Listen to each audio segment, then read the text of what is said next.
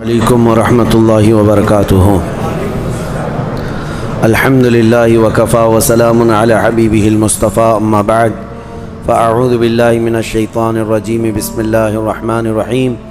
ان اللہ وملائکتہ یصلون علی النبی یا ایہا الذین آمنوا صلوا علیہ وسلموا تسلیما۔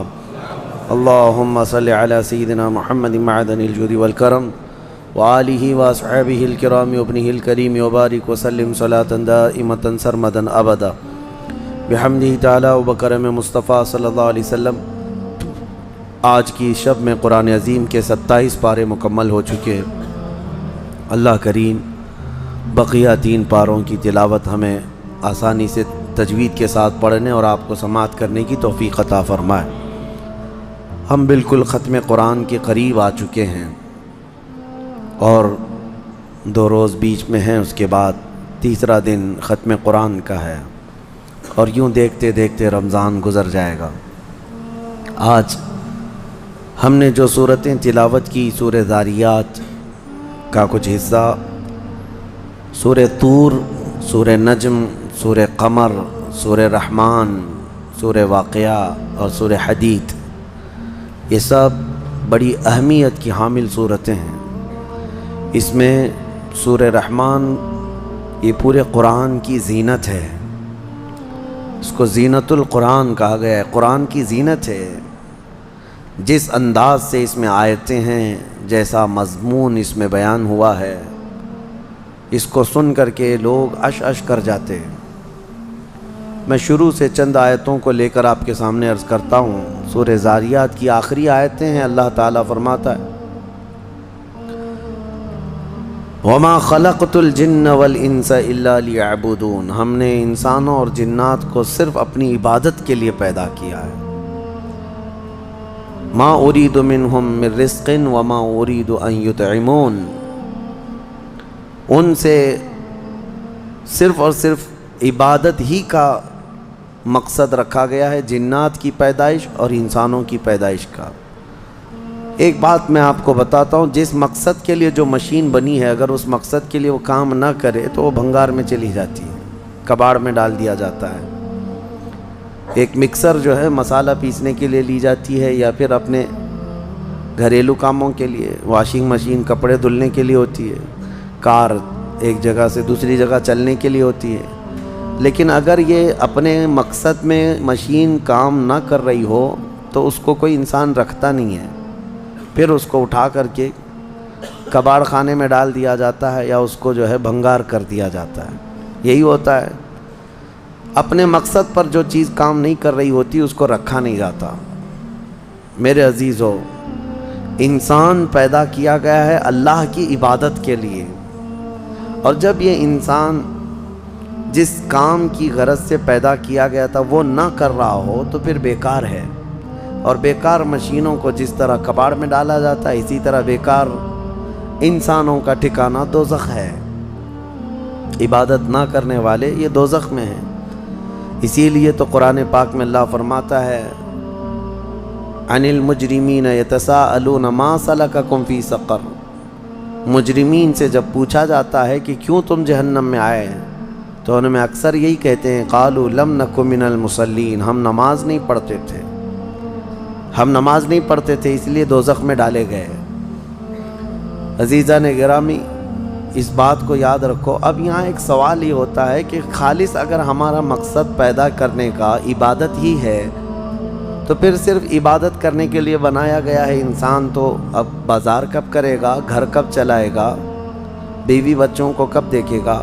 خالص یہ عبادت کے لیے پیدا کیا گیا ہے، تو پھر باقی سارے کام جو کر رہا ہے اس کا کیا ہے؟ میں آپ کو بتاتا ہوں۔ فرمایا کہ اگر کسی نے فجر کی نماز کی غرض سے مسجد میں داخلہ لیا، مسجد میں آیا، نماز پڑھا، اور پھر اس کے بعد مسجد سے باہر نکلتا ہے، مسجد سے باہر یہ سوچ کر کے نکلتا ہے کہ مجھے ظہر میں واپس آنا ہے، ظہر کی نماز پڑھنی ہے، تو فجر سے لے کر ظہر تک جو جو کام کیا اس نے وہ سب عبادت میں شمار ہوگا، کیونکہ وہ انتظار میں تھا دوسری نماز کے، اتنا وقت اس کا عبادت میں گزارا جائے گا۔ بس یہ ہے کہ کوئی حرام کام نہ کیا ہو، باقی وہ تجارت کر رہا ہو، لوگوں سے میل جول کر رہا ہو، اپنے گھر میں بیٹھا ہو، کوئی بھی کام کر رہا ہو، اس کو عبادت میں شامل کر لیا جائے گا۔ اسی طرح ظہر پڑھا اور ظہر کے بعد باہر نکل کر کے یا نماز کے بعد اس نے یہ نیت کی کہ مجھے عصر پڑھنا ہے، عصر کا انتظار، تو انتظار میں جو بھی کام کرے گا وہ سب عبادت میں شمار ہے۔ اس طرح سے صرف تم انتظار میں اپنے 24 گھنٹے کو عبادت بنا سکتے ہو، اور یہی مقصد انسان کی زندگی کا ہے کہ انسان کو عبادت کے لیے بنایا گیا ہے، تو کم از کم اپنی سوچوں سے تو عبادت کرو، اپنی نیت سے تو عبادت کرو۔ آپ یہاں بیٹھے ہیں، بلکہ اللہ کریم کا یہ اس کے دریائے رحمت کو کون جانے، آپ نے یہاں بیٹھ کر کے یہ نیت کی کہ مجھے اس سال حج پہ جانا ہے انشاءاللہ۔ اب اسباب ہیں نہیں ہیں یہ الگ بات ہے، آپ نے بھی ارادہ کیا کہ مجھے حج پہ جانا ہے، تو یہ جو تمہارا عزم تھا، جو نیت کی تھی، حج کب جاؤ گے یہ بات کی بات ہے، لیکن نیکیاں ابھی سے شروع ہو جائیں، اس کو انتظار حج میں شمار کر کے یہ فرمایا جائے گا کہ حج کے انتظار میں عبادت میں ہے یہ۔ تو کیوں نہ ہم اس طرح کے بڑے کام جو رضائے الہی کے ہیں نیت کیوں نہ کر لیں۔ اللہ تبارک و تعالی جب طاقت دے گا حج کریں گے، جب طاقت دے گا رب تبارک و تعالی مدینے جائیں گے، جب طاقت دے گا رب تبارک و تعالی ہم 100 رکعت نماز پڑھیں گے، ختم قرآن کریں گے، جہاد فی سبیل اللہ کریں گے۔ یہ سب وہ نیتیں ہیں کہ اگرچہ آدمی ابھی نہیں کر رہا ہے لیکن ان کاموں کے انتظار میں ہے تو وہ عبادت میں شمار ہو گیا۔ بہرحال اللہ تعالی ہمیں فضول واہیات سے محفوظ فرمائے۔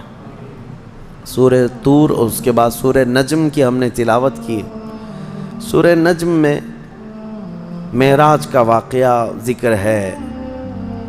اس میں نجم جو ہے، جو کہا گیا ہے، نجم سے مراد رسول پاک صلی اللہ علیہ وسلم کی ذات ہے۔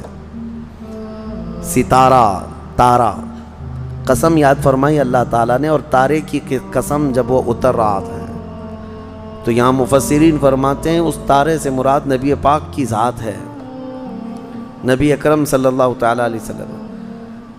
اس میں یہ آیت ہے ما زاغ البصر وما طغى لقد رأى من آیات ربه الكبرى، اور یہ بھی آیت اسی میں ہے فکان قاب قوسین او ادنی، جو کہا جاتا ہے نا قاب قوسین۔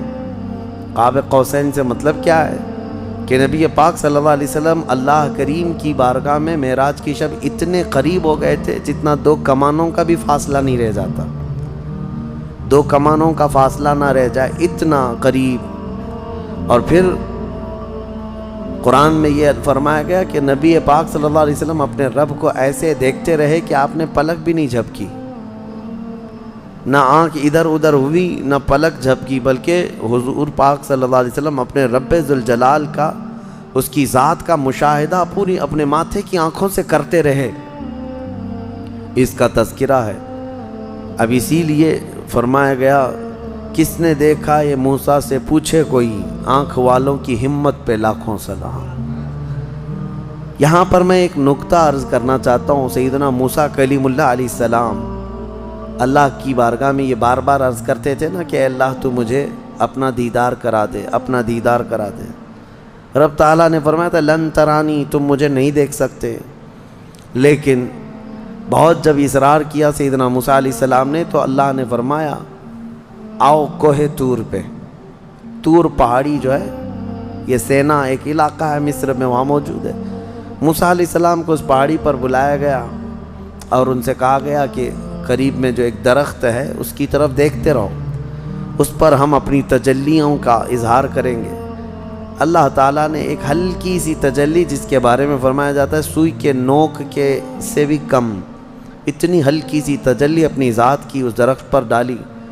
موسیٰ علیہ السلام ابھی پورا کھلی آنکھوں سے دیکھ بھی نہیں پائے تھے، پلک جھپکتے دیکھا تو غش کھا کر گر پڑے، بے ہوش ہو گئے، اور پہاڑ پورا جل گیا۔ وہ جلا ہوا پہاڑ آج بھی موجود ہے، آج بھی ہے۔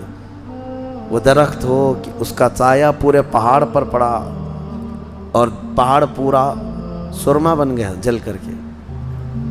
اب موسیٰ علیہ السلام کو جب افاقہ ہوا تو آپ کہتے ہیں اے اللہ تو بہت بلند و بالا ہے، تو بہت بلند و بالا ہے تیری ذات۔ اس کے بعد موسیٰ علیہ السلام جب اپنی قوم میں